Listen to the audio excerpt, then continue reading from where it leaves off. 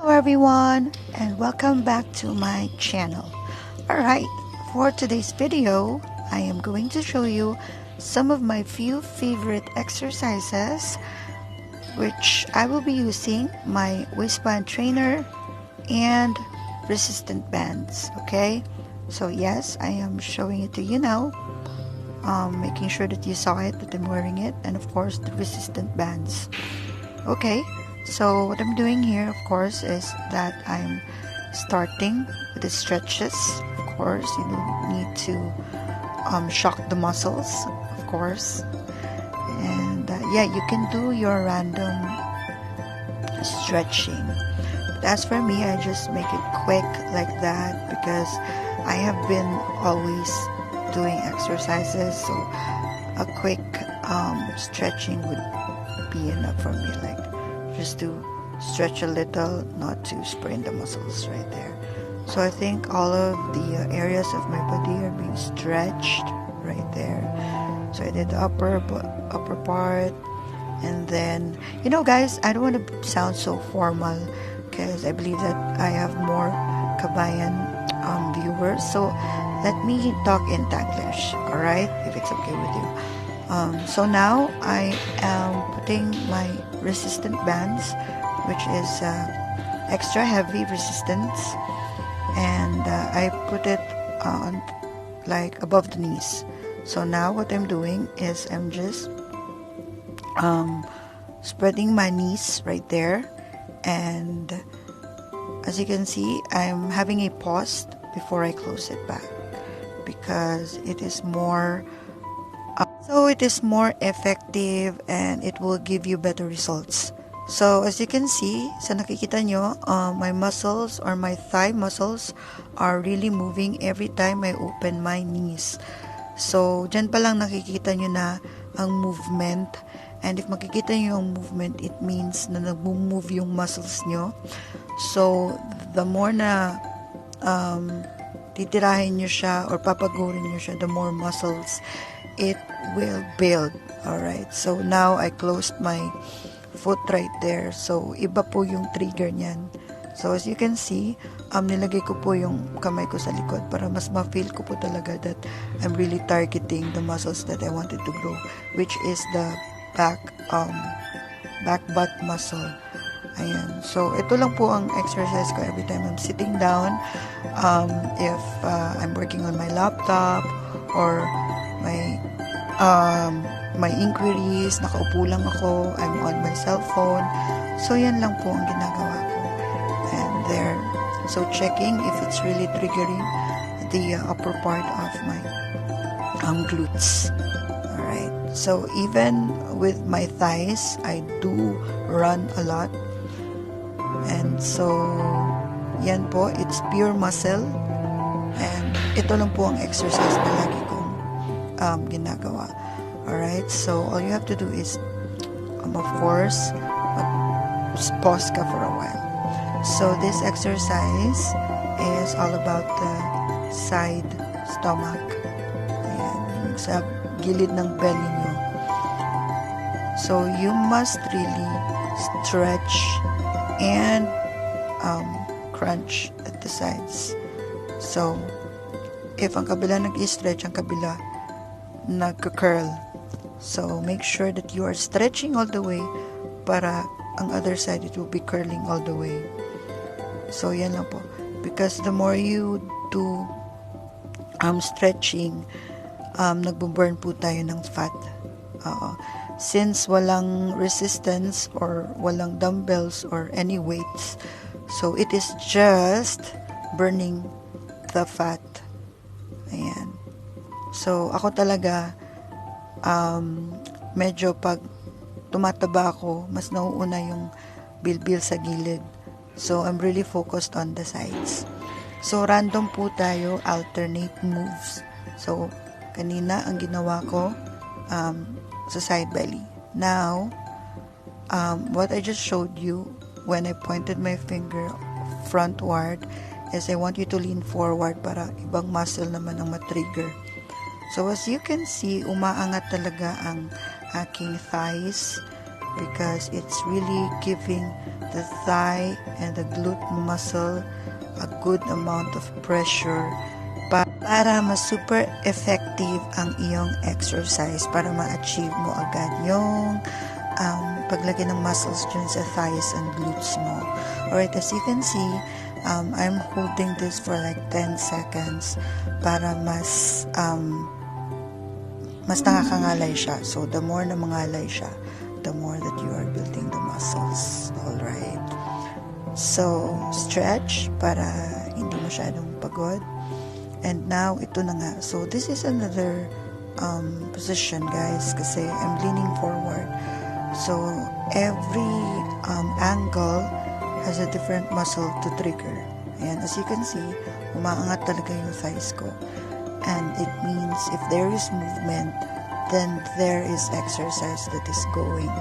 So, I look really like tired already. Sa tingin nyo, parang simple lang siya. Pero with the resistant bands, napaka-effective po talaga nito. Kita nyo naman po sa aking mga pata. Ayan. So, what I do is I stretch out as well. And, alright, this time I am going to do some leg raise on the side. Ayan, paborito ko din to. Ito din ng aking ginagawa pag nakahiga lang. I just go on the, yung para nakatagilid lang ako, then do my leg raise. But this one is a different positioning at mas mahirap to kasi you need to have a lot of balance for this. But it is very effective as well for both sides of the legs.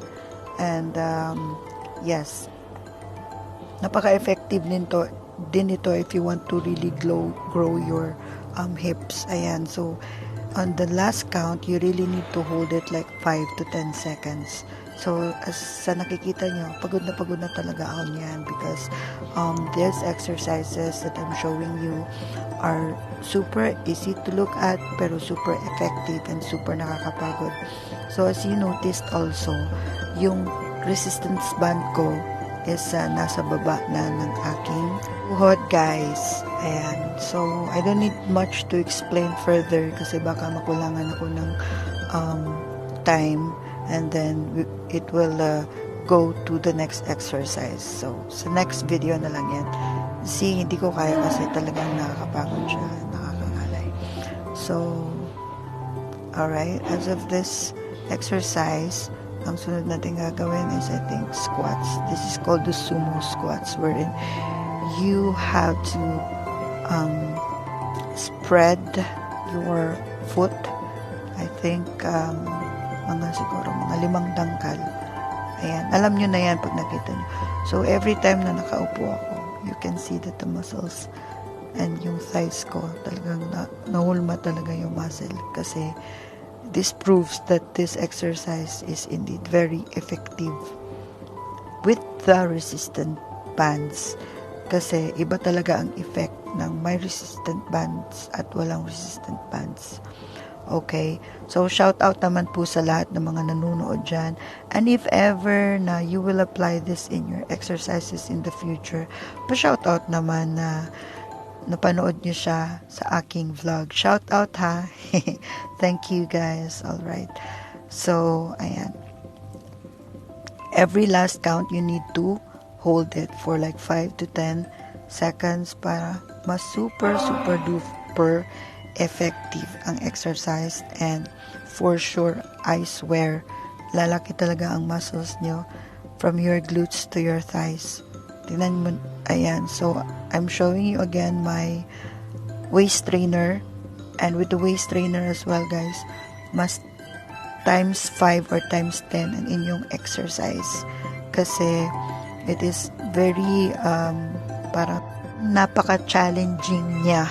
Kasi nga, you are also challenging your breathing. Kasi nga, super tight yung waist trainer mo.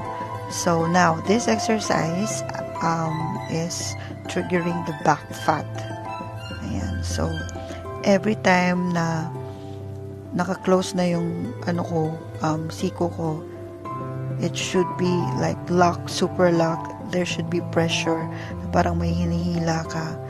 At saka, last count, as I've said so, dapat kang mag-pause. And in this position, you are also exercising your thighs pag ganon. Okay, so nasa baba tayo, guys. I think the next exercise is push-up. This is a half push-up wherein my knees is on the ground. Ayan, so this will also give you more counts for your push-up kasi less ang iyong energy na magagamit. So, more push-up, much more counts for the triceps para mas mag-burn talaga siya. Ayan, okay? So, kahit ako, I think I did 10 counts. Okay? So, tayo guys. And, pasensya na po. Pero, lagi nyo namang nakikita sa YouTube na itong mga gantong eksena. Kaya, walang malis na lang. So, obvious, this is called the sit-ups. So, sit-ups lang. And I have one tip for you guys, which is, I don't know if it works for everyone. So, disclaimer lang ha, but for me it works. On this duration that I'm doing the sit-ups, hindi po ako humingi-hinga niyan. So, nakaano po ako. Nakapigil hininga po ako nung habang nagsi-sit-ups ako. So, even at this exercise, I'm trying to touch my feet, ayan, side by side, I'm not doing an exhale, inhale activity right there. Wala po. So, saka pa ako huminga when I already lay down completely on my back. Alright? So, kasi mas effective yun para sa akin. Try it yourself and let me know. Pasensya na po if ever na nagkakamali ako sa sa aking pagnanarrate. Gusto ko lang talagang tuloy-tuloy na to and I don't want to go back anymore to do some edits with this narration. So, let's be friendly and no bashers allowed. Parang nakipag-usap lang ako as a friend na parang andyan ako sa gilid mo. Or I'm trying to help you with your exercise and training. So, this exercise is very obvious. Gayahin nyo na lang po. Your sicus should touch your knees right there. And pause. Ganon dapat. Stretch and pause. Ayan, hindi po mabilisan ang exercise dapat. Kasi pag mabilisan, wala pong mangyayari niyan. Hindi po siya effective. Alright?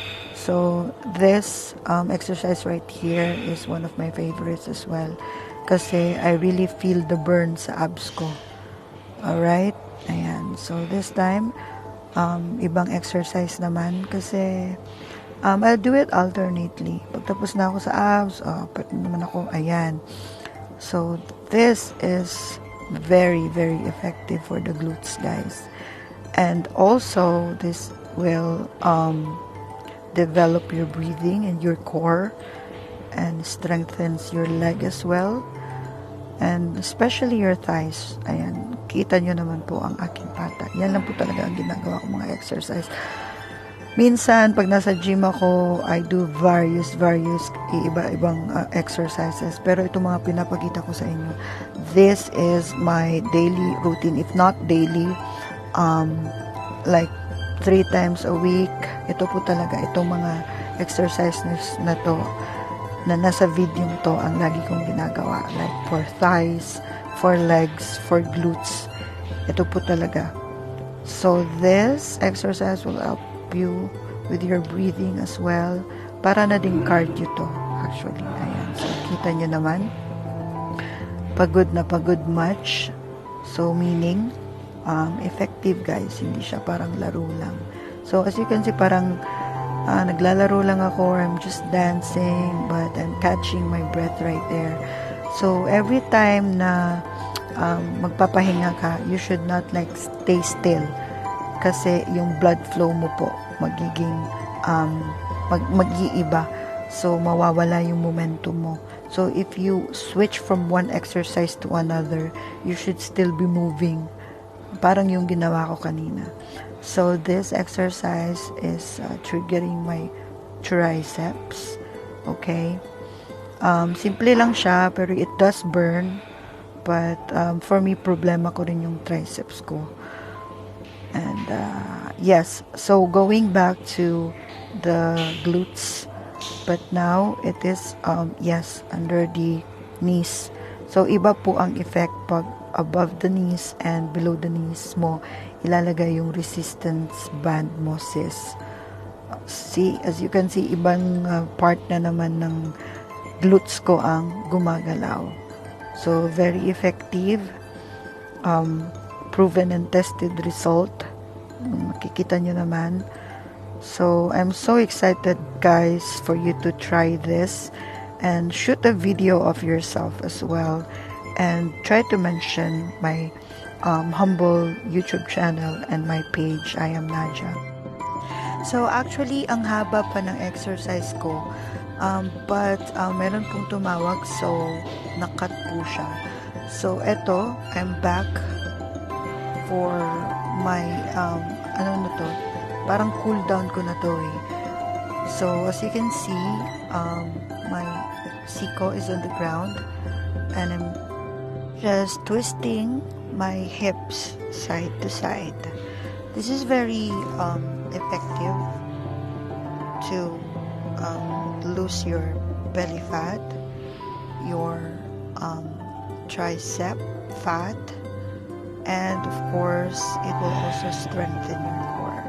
So every time you finish that kind of exercise, make sure to stretch your body para po hindi po mangalay, or you will not have muscle sore the next day, or it will lessen the muscle sore. So as you can see, I am just stretching because I was really so tired with the exercise. I think I did a 45-minute exercise, pero hindi ko alam na naputol pala yung video ko kasi nga may tumawag. But anyway, guys, if really I have the time to shoot a video of me exercising, I will really do it. But this goes out to my follower, or let's say a humble follower. Yes, her name is Santa Ana Lizelle. Yeah, she's from Sharjah, I think. Sabi niya kasi mag-shoot daw ako ng video.